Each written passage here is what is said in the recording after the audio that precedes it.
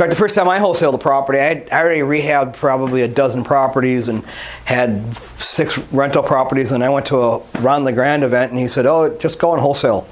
He says, "Oh, you rehabbers, you're wasting all your time." He says, "I can make 10 times more money than you guys in half the amount of time." He says, "All you have to do is get the property under contract and assign the contract to someone else." I'm like, "Yeah, right. No one's going to pay me." Like, back in that day, we were making $10,000, $12,000 on rehabs. I'm like, no one's going to pay me $4,000 or $5,000, and I didn't even own the property and haven't done anything yet. So I'm going to go back home and I'm going to prove this guy wrong. So first property I find, I get it under contract. I went up and I hadn't even closed on it yet. I put a for sale by owner sign in the front yard, and by the end of the day, I already had it sold. I'm like, really? Just off the sign? I'm like, this works, and I made $5,000. I'm like, okay, I'm a wholesaler from now on.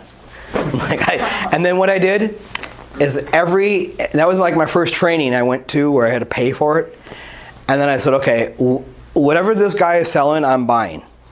Whatever he's teaching, I'm learning it. Because that was a total mind shift. And I'm like, there's no way it was going to work.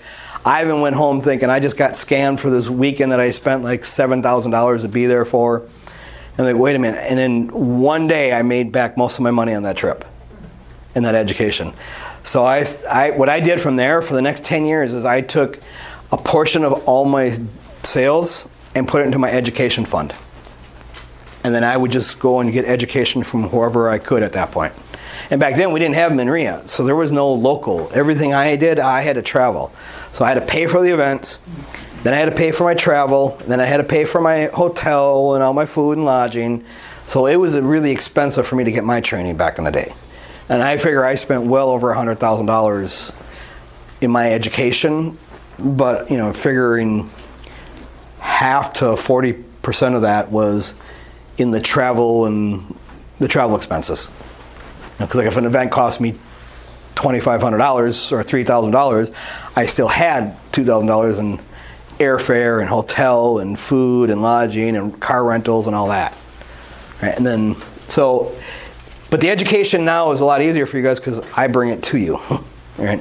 Or a lot of those companies now travel from state to state, and they bring the training to you.